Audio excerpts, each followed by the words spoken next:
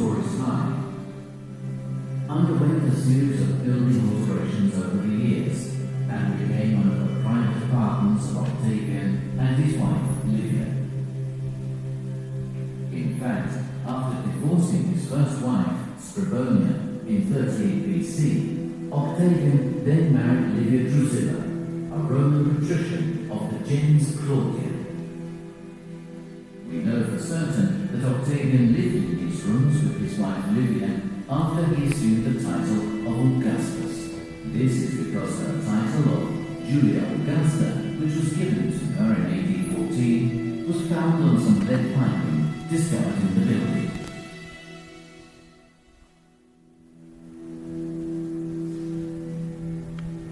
The heart of the house was this large covered space where we're currently standing, and various rooms of the residence opened onto it. Located in a central position as an entrance hall for welcoming guests, the atrium was the core of this part of the house, which was once much larger than the section that can be visited today. At the time of Livia, the walls of the atrium were embellished by imitation polychrome marble claddings, which can still be seen today.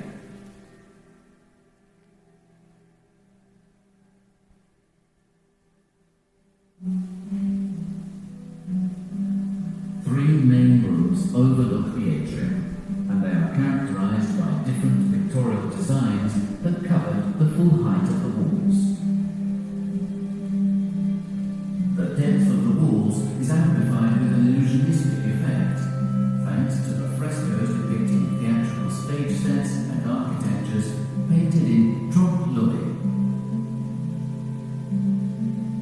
It has been possible to identify the central room as the tablinum, in other words, an official hall for receiving and entertaining guests. The elaborate niches containing mythological paintings suggest that this was the most important room of the house.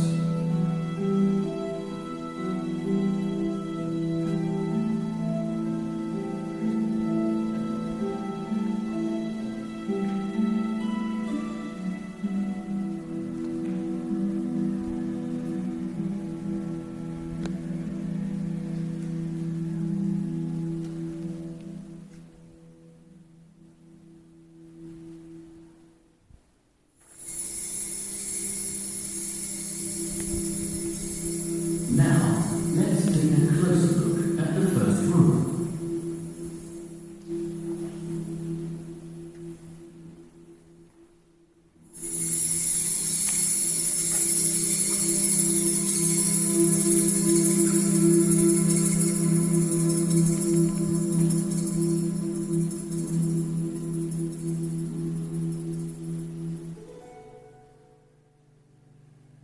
In this room to the left of the tablinum, the walls are painted with winged figures sitting on top of candelabra adorned with lavish plant tendrils. Instead of painting clear objects of the familiar world, our contemporary artists decorate the walls with monstrous forms. Instead of columns, they paint striped reeds and candelabra that hold up painted edifices whose pediments are planted with dainty flowers that unroll out of robes like roots. And for no apparent reason, they are topped by little seated figures. Finally, the little stems also support half figures, crowned by human or animal heads. Such things never existed, do not exist now, and will never exist in the future.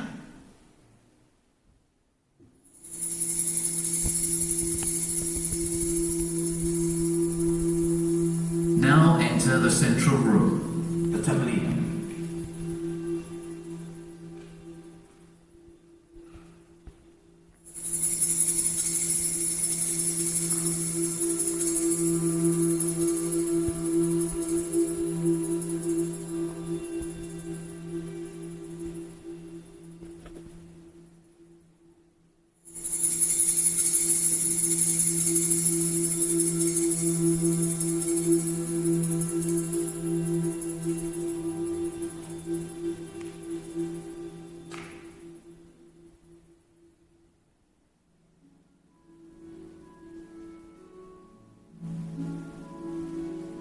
While we know the name of the Greek artists, very little is known about the Roman painters. They decorated the frescoed walls with images of Greek culture, which had arrived in Rome with the spoils of war. The Romans loved to surround themselves with images, which could recall religious values and cultural references at the same time. Augustus and his family made a decisive contribution to the creation of a figurative repertoire that became common to the whole empire.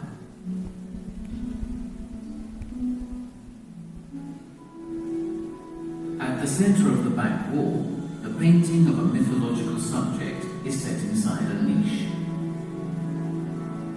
The pictorial design is conceived according to the symmetry of the elements, which are arranged on several respective planes. The niche, painted with an atrium and winged figures, rests on columns set in the foreground. In this way, a complex architectural facade is created. Behind it, in the background, the upper part of a column can be seen with a statue resting on top of it. Today, the subject of the painting at the center of the wall is almost indecipherable, but it was still well preserved at the time of its discovery in the late 19th century. In fact, from a watercolor painted in those years, we know that this image portrayed the myth of the beautiful Galatea, a nymph who was loved and adored by the Cyclops Polyphemus. The painter emphasizes the contrast between the figure of the lumbering giant as he emerges from the water and the figure of the graceful nymph riding a hippocampus or seahorse. This representation refers to the story told in the poem by Theocritus, in which Polyphemus the Cyclops is not portrayed as a terrifying one-eyed giant who lives in a cave, but as a poor monster who is madly in love with the stunning Galatea, who also happens to be the fiancée of a young shepherd named Acis. Polyphemus does everything in his power to catch Galatea's attention. But when he saw that all his attempts were in vain, according to the myth, in a surge of rage, Polyphemus hurled a boulder at Acis and killed him. The Hellenistic poet Theocritus, who lived in the 3rd century BC, gives these words to Polyphemus in the verse of the Cyclops. But now, Galatea, sweet girl, at the least I want to learn to swim at once.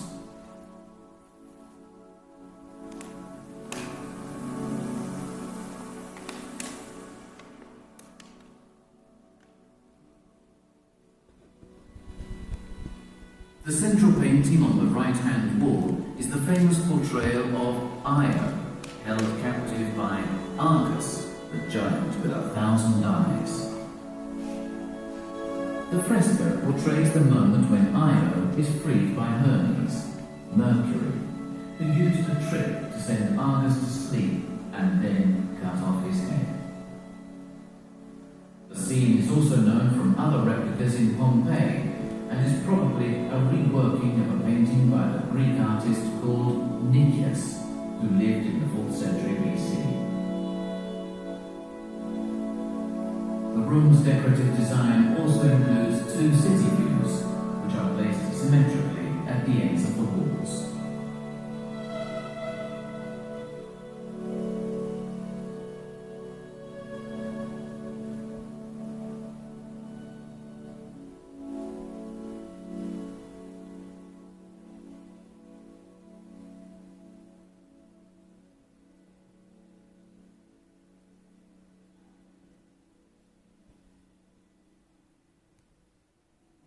Other images, instead, reveal the taste of that period for genre painting, depicting scenes from everyday life.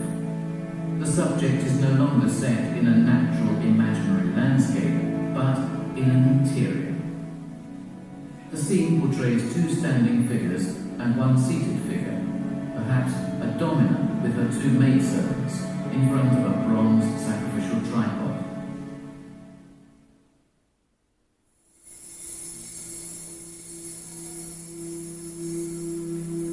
Now let's move to the next room. The doorway that gives access to the third room was presumably created at a later time.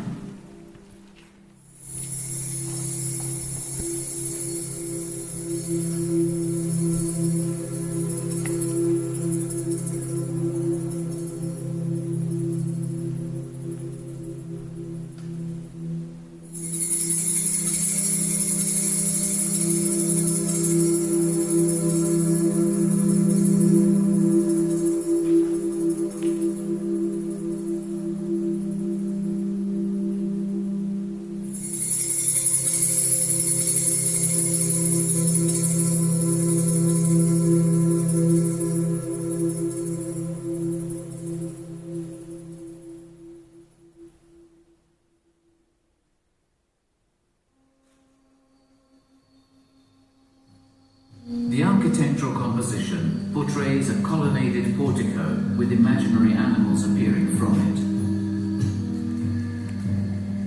In the foreground, the columns rhythmically line the decoration, while in the background, large festoons are painted in a repeating pattern on panels of imitation marble.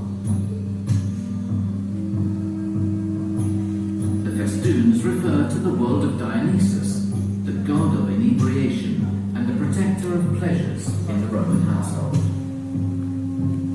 This is clearly indicated by the fruits, the ears of wheat, the flowers, and the bandages, which have cult objects hanging from them connected to the god, such as the masks of Pan, the lyre, and the wicker basket.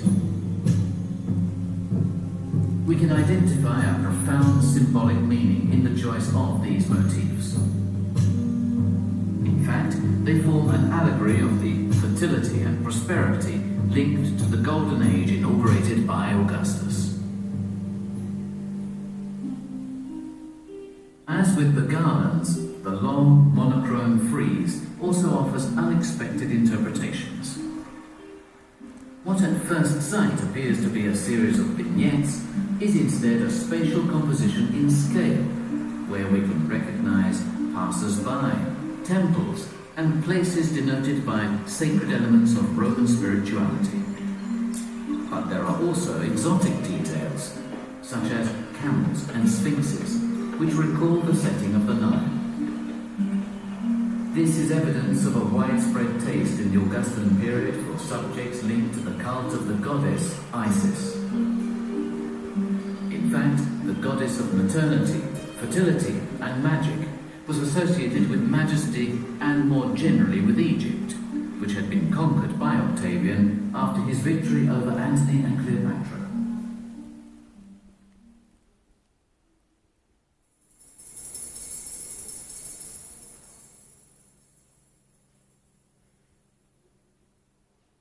Walk across the atrium and enter the triclinium, which you can see lit up in the corner to your left.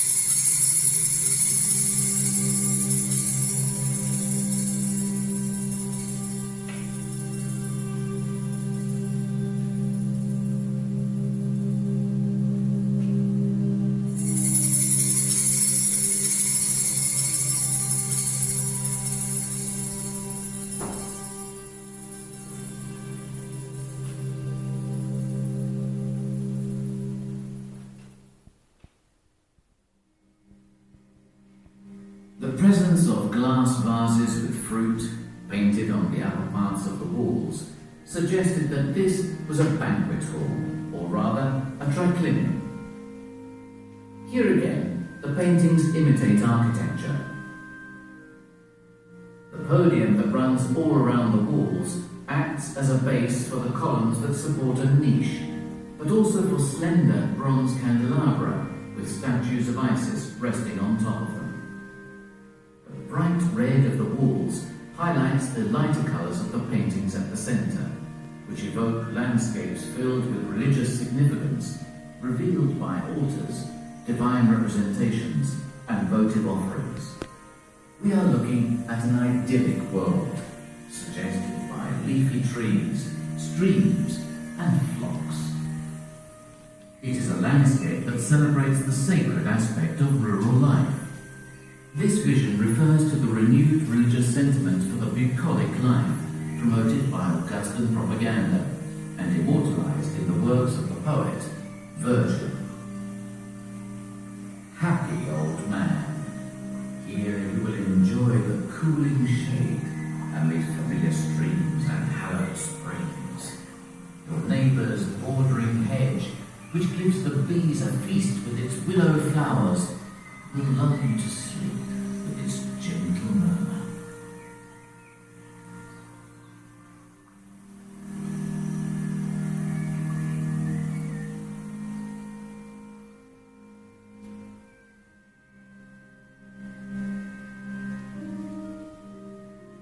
In the central painting of the fresco on the far wall, we can see the portrayal of a bridge, a stream, and grazing animals.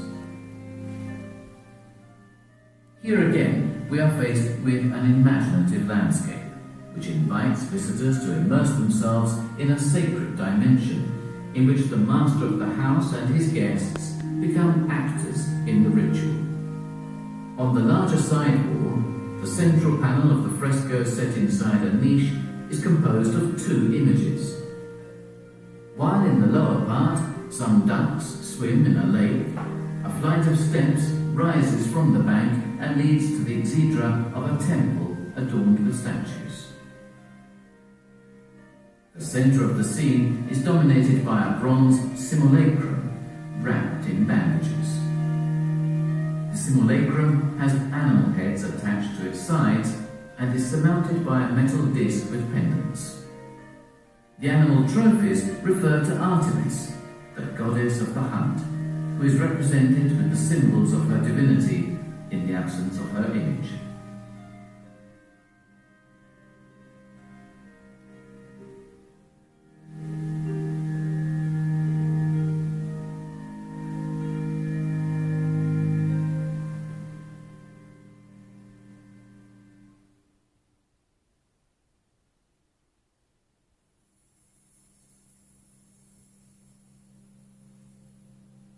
Now go back to the atrium.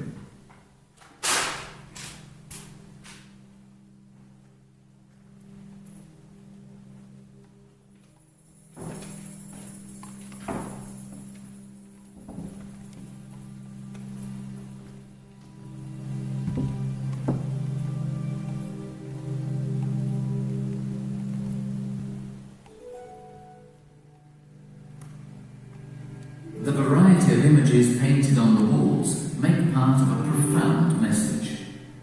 The mentality of the time is conveyed by references to mythology and to the sphere of religious practices, but these references also reveal the system of values that Octavian adopted in his private life too, when he took on the title of Augustus.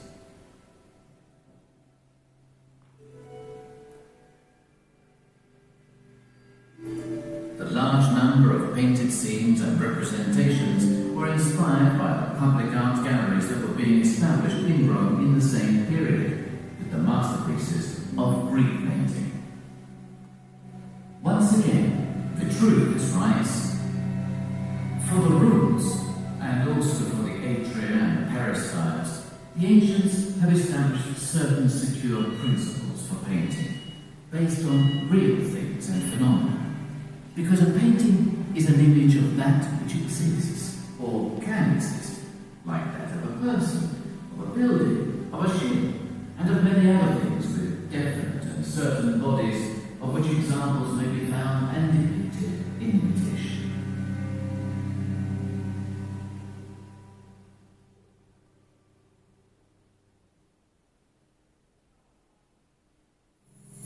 The visit ends here. Before heading towards the exit, feel free to take another look at the rooms of this extraordinary monument, so you can better appreciate the images, designs and colours of the House of Livia.